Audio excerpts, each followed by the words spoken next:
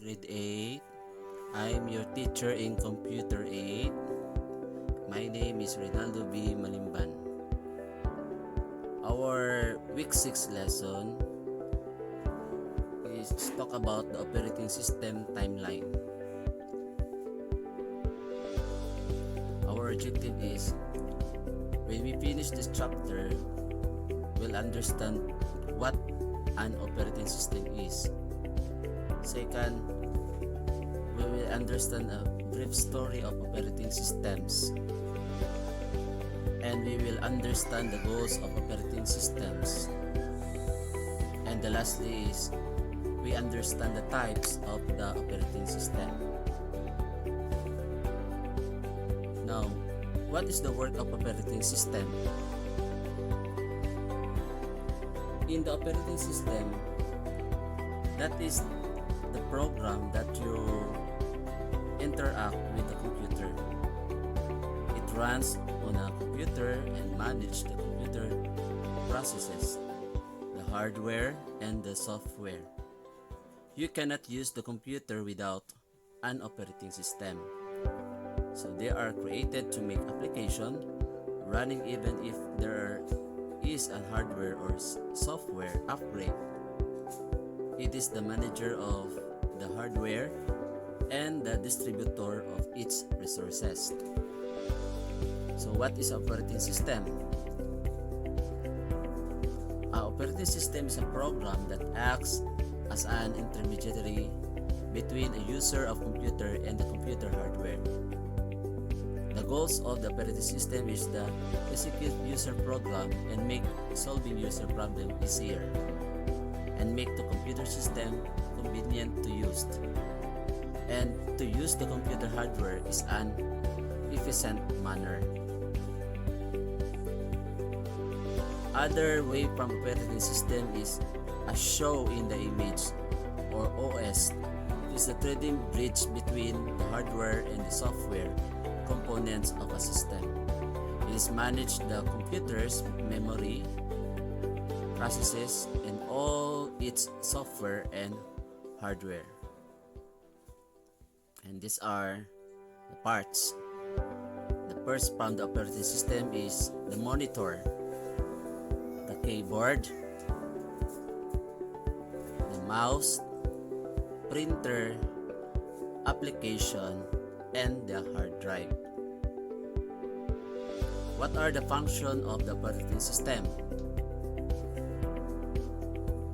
In number 1, it is providing a user interface, and it's also the running applications, support for the build programs, and to control the computer hardware. How to managing tasks of operating system? First is hardware. What is hardware? For you, what is hardware?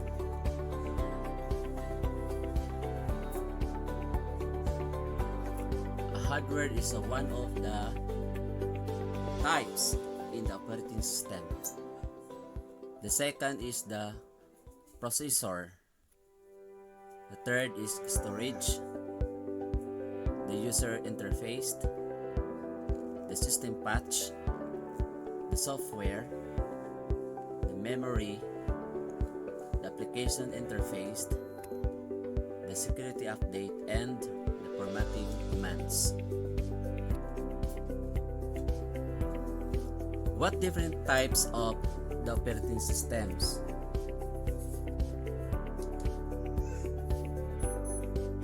The first type of the operating system is the real-time operating system, or RTOS, the real-time operating system. This is used to control the machinery, scientific instruments, and the industrial systems. The second is single user and single task. As the name of implies, this operating system is designed to manage the computer so that one user can be effectively do one thing at a time. So the handheld of computers are a good example of a modern single user, single task of the operating system. Third is a single user multitasking. This is the type of the operating system most people use on their desktop and the laptop computers today. Microsoft's Windows and Apple's Mac OS or operating system platforms are both examples of operating systems that will let the single user have several programs and the operation at the same time. The last is the type of operating system is the multi-user. In a multi-user, this is the system allows many different users to take advantage of the computer's resources or simultaneously.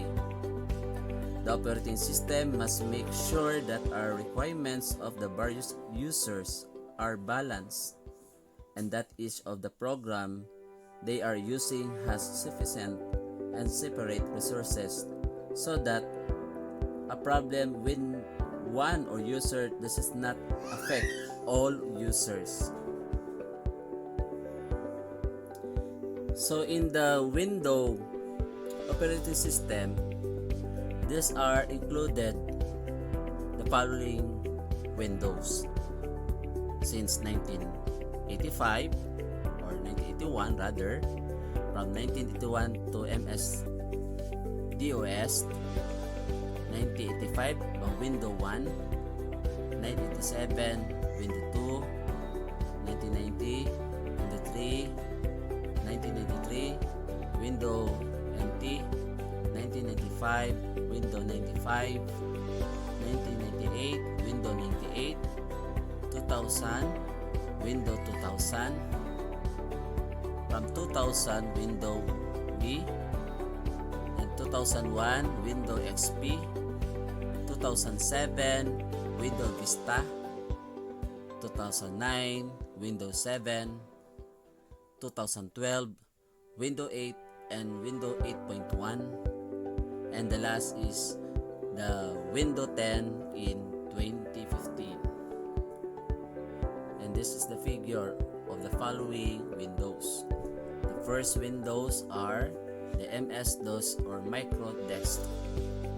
That is the old versions of the Microsoft Windows. Then in 1985 down to 1992 is also the opening of the Microsoft version 1.01 up to 2.0.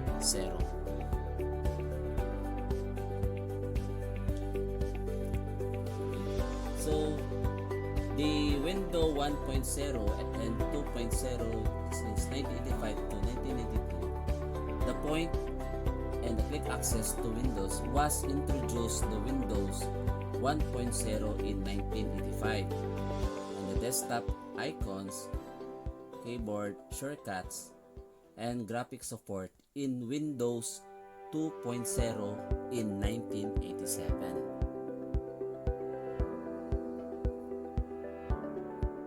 Next window is the Microsoft Windows in 1990 to 1994, Windows 3.0 to 3.1. The icons, performance, and the advanced graphics from 16 colors were improved. Microsoft added the File Manager, Print Manager, and Games features in this version. Another window is the Microsoft Windows 95 in August 1995. Windows 3.0 to 3.1.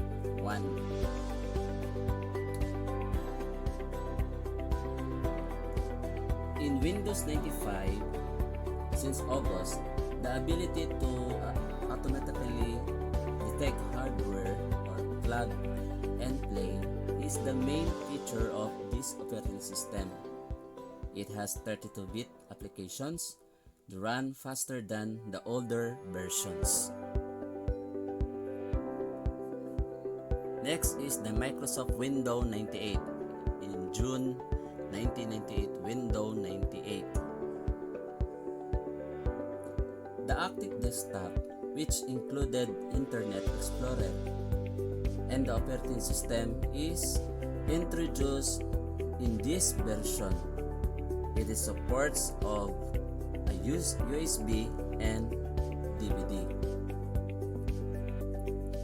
In Microsoft Windows 2000 Professional, built on NT technology,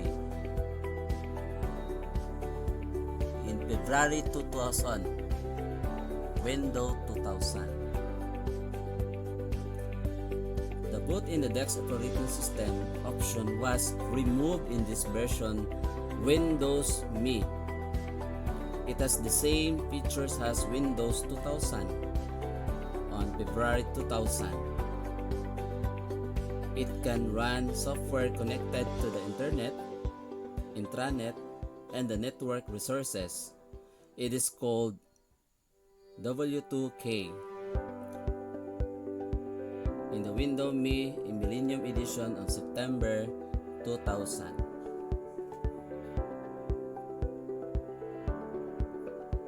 Another is the Microsoft Windows NT or Workstation 4.0. In 1993 down to 1996, Windows NT 3.1 to 4.0.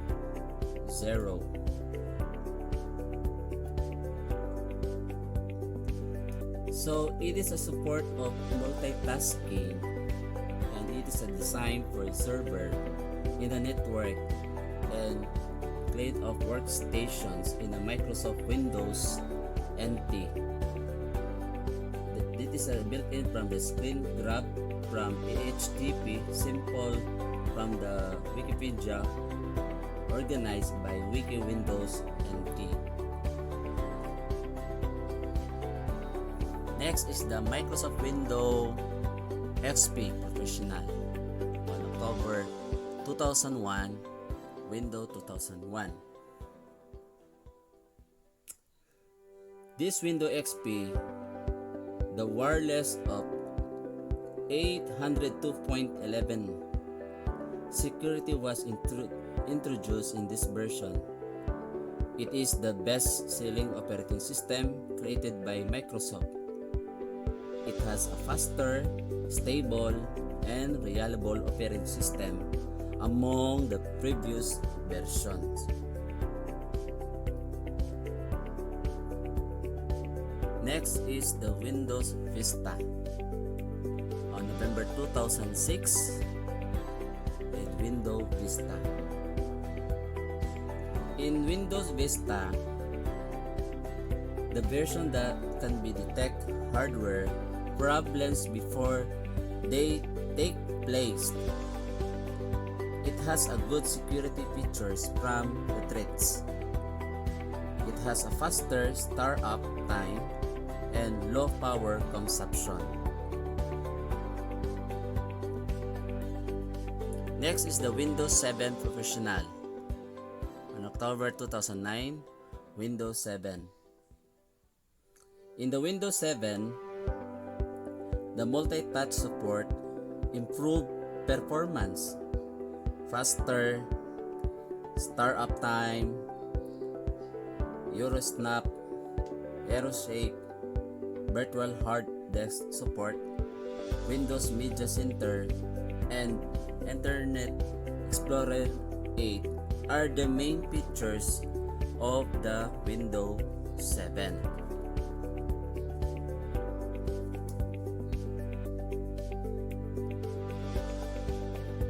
Next is the Windows 8 since 2012. In the Windows 8, the developers of this operating system has touchscreen in their minds. With designing this OS or operating system on a near on capability.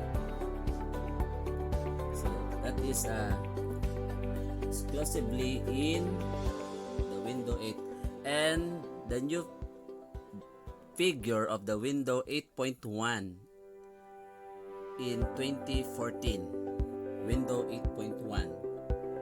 It can be start up in seconds, has a Metro design system interface that has the look of live titles, which are links to the applications, and which has a real-time update. So that is the Windows features, parts of the Windows programming. In your laptop, this is based from your program, or what you call this, the operating system. In your laptop is Linux and Mac operating system. This is a process management that was 2001 to 2014 Mac OS X. It is a series of graphical user interface based on the operating system developed by Apple Incorporated for the Macintosh computer system. It was released in two series, Mac OS and OS X. This is a code of a Linux and the Mac OS operating system. In the Linux, this is the features that in the program is the Red Hat, the Fedora, the OpenSUSE, CentOS, Ubuntu, Backtrack, Linux, and Hasselblad, while the Mac OS X is the 10.0 Cheetah last March 24, 2001 up to 10.10 Yosemite on June 2, 2014.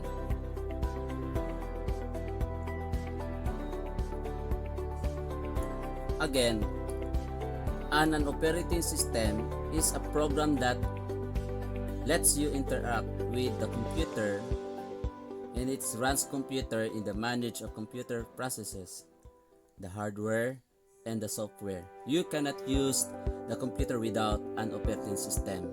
It performs the task of managing by the hardware, processor, storage, user interface, system patch, software, memory, application interface, security update, and formatting commands. So again, that's the end of my topic, my lesson in week 6. For more updates, please monitor our eClass online learning system. Thank you and goodbye everyone.